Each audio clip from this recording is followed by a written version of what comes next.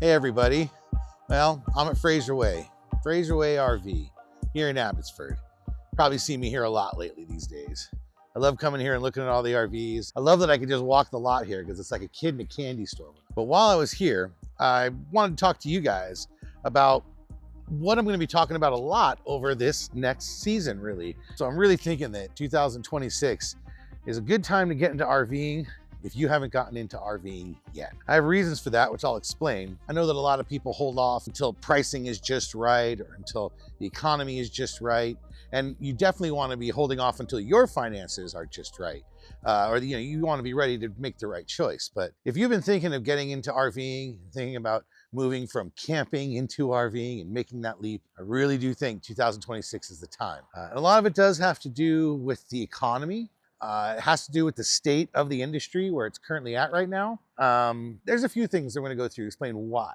As you probably know, I like to get people into RVing. That is my thing. It's one of the reasons I made this channel. I wanted to show how cool it is to get into RVing. I wanted to show the joys of RVing. For me, an RV isn't something that you buy, it's something that you use. It's not a thing that I want to own because I want to have an RV. I want to go RVing. As far as I'm concerned, RV is more attainable now than it ever has been. And that's really because they are now making rigs small enough and simple enough that if you haven't gotten into RVing or you only have, say, an SUV, you can do it, and you can do it without breaking the bank, without putting yourself over the edge here, financially speaking. During the pandemic, prices went up. There's no two ways about it. Prices were going up, everyone was buying, there was a supply and demand problem, and that's just how it works. People like me ended up paying a premium during the pandemic to get an RV.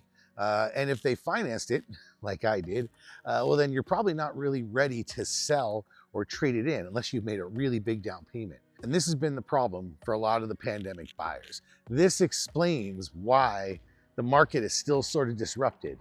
A lot of those people, in my opinion, would have already traded up or traded in their RV. A lot of RVers like to kind of get the newer model and trade it in like a car after a few years. Use it as a down payment and move on to the next one. But right now, that's harder to do if you bought it during the pandemic. Now, because all these RVs are out there on the market used, now this creates some pressure and imbalance in the market, and it offsets the used market. The used market is there to drag the prices down on the new market. And now we're through the looking glass here, people. And nobody wants to sell the RV if they can't get the price that they want. So again, there's this sort of still a little bit of imbalance in the market left over from the pandemic. White is black. But what that means now is if you're a new buyer now, and black is white, you're walking into the market, prices have been relatively stable. The inventories, they're kind of up at a lot of these places. They're ready to move and be, work with you on the price, basically. I'm finding that's true across the industry. The industry is just in a different state. And what's gonna happen is we're gonna see all the models coming in now for 2027 as we get later in this year. And people are gonna continue to wanna move the models that they have on the lot now. Now, the era of super low interest rates is not coming back. The era of cheap money, as they say in the finance world, that's sort of not coming back necessarily. We're gonna see the markets fluctuate, but we're not gonna see a big drop in interest rates, in my opinion. And that means that right now, that's another reason to think about getting an RV now. If you're financing it, locking it in now while things are stable out there is a good time. It can take any old disruption, a pandemic, a war, anything could happen in the next couple of years that will upset the financial world. And if you lock in that rate, you've locked in your RV and you can ride out that problem. And I will stand by that these entry-level RVs are all you really need to go RVing. There's a lot of different kind of RVers out there. And there's the RVers out there that really want to have the deluxe super RV, and really the RV experience is what it's all about. But there's a lot of people who just want to go camping. They just want to go out with their family, enjoy some time, and not have to think about it, and maybe get out of the tent. And if you've been a tent camper, even the most minimalist, simple RV that really can save you a lot of money is gonna feel like a huge upgrade if you've been sleeping in a tent and using a pit toilet. In fact, even when I've bought my nicer rigs, like my Ember that I have today, I always keep one of these Springdales in my mix. I usually put it there early when I'm looking at sort of a baseline. I'm saying, what do I really need in an RV? I need wheels, I need a heater, I need a shower, I need a bed. I don't need a lot, technically speaking. So I always make sure that's on. the list. And a Springdale, a simple Springdale, usually stays on my list till the very end. It's sort of the other option for me, and it's a realistic option for me every time. There's some Springdales I really, really like. A simple stick and tin style RV like this saves you a lot of money, keeps things simple. And by avoiding the slides and all the extra electronics, you can keep your RV much more problem-free because there's simply less things to go wrong. So starting with a really simple RV is a great way to get in, and I'm telling you, it does not break the bank. It really doesn't, especially because you can, in fact, stretch these loans out a little longer than your average car loan. Although if you do that, I do recommend you make extra payments. You really don't want to have a 10 or 15-year loan, but if you do get a 10 or 15-year loan, it means that if you're having a rough month or two, you can fall back to that minimum payment and then get back on the game. So it really all depends on how you manage your finances for that one. This Springdale Classic Mini 1400 RE is a really solid example of what an entry-level travel trailer should be. It's built for people who want to get into RVing or want to get back into something simpler without overspending or overthinking the decision. It's just over 16 feet long. The trailer is easy to tow, easy to park, and it's easy to live with. It really helps with the BC recreation sites because they get pretty small around here. With an unloaded weight of 2,600 pounds and a GVWR of roughly 3,800 pounds, it's well within the reach of most properly equipped mid-size SUVs, and you can throw about 1,000 pounds of gear in this thing. That's a big win for first-time buyers who don't want to have to change vehicles just to go camping. The rear dinette layout really helps this trailer feel open and usable. Big windows across the back keep it bright, and the dinette works well for meals, laptops, or just hanging out when the weather turns. When it's time to sleep, everything converts quickly without any drama. But let's face it, this thing's made for camping and you're going to want to be outside. And it gives it a lot more flexibility than you might expect for a trailer this size.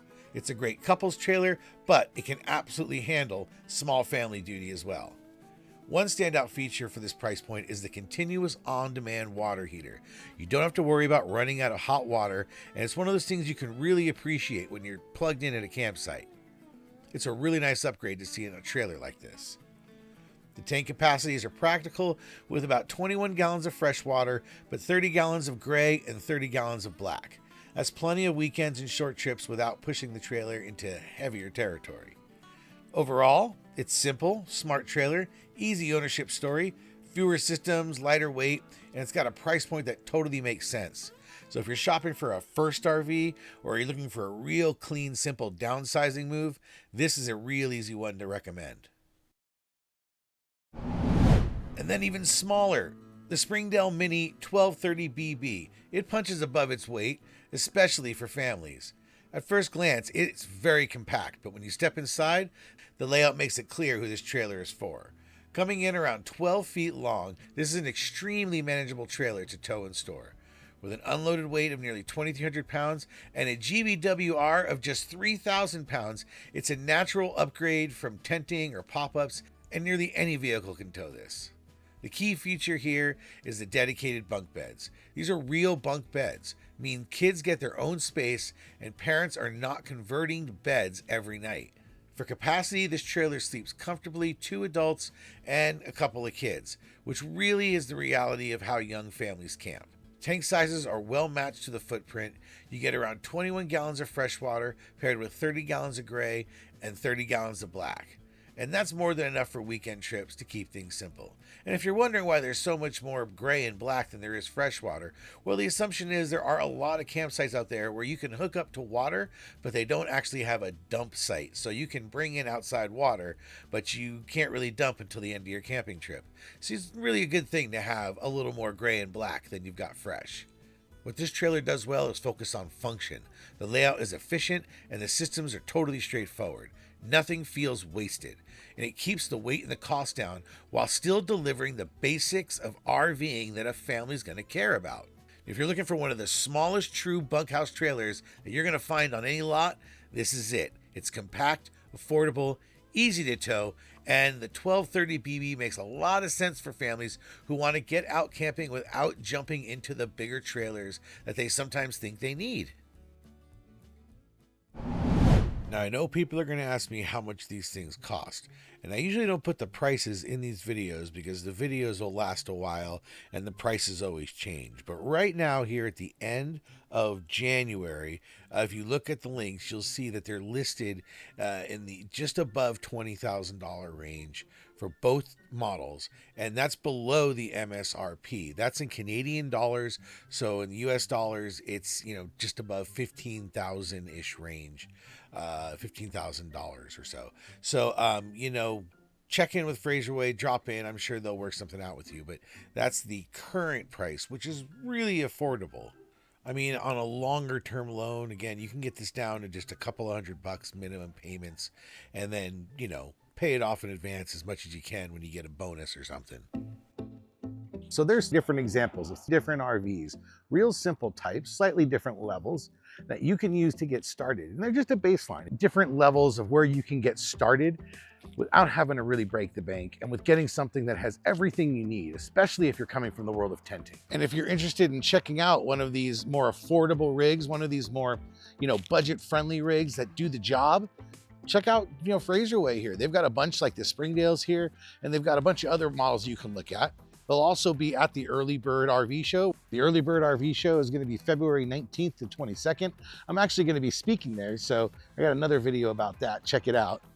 But if you head to the Early Bird Show or you come here to Fraser Way, you're going to see a whole lot of RVs. And even if you're not ready to buy, don't worry about it. Come on down, just tell them you want to take a look. They'll point you at some of the cooler models they got, the ones that fit your needs, right? Because as you can see here in this video, they've got hundreds and hundreds of RVs around here. And you kind of need someone to help you walk through all the different kinds of model types they have. So if you've been itching to get into RVing, but you're still a little worried about the cost or making that leap, comment below, within reason, state what your thresholds are. What's holding you up? What are the problems that keep you from taking the leap into the RV world? Because I'll tell you, once you make that leap, you're never going back. Comment below, ask me any questions you got. You can email me always at RVingWithJoe@gmail.com. I always want to hear your comments. I try to reply to some folks, but I read every email I get. So get out there, start looking at RVs before we get into the summer. Like I said, now is the time. Start looking now because, the season's coming and you want to have some time while it's still cold out. That's why all the RV shows are happening right now. So get out there, find out what you're looking for, and get busy living. By avoiding the slides, by avoiding the slides and all the electronics, avoiding all the extra electronics. And by avoiding the slides and all the extra electronics, you can keep your RV much more problem-free because there's simply less things to go wrong.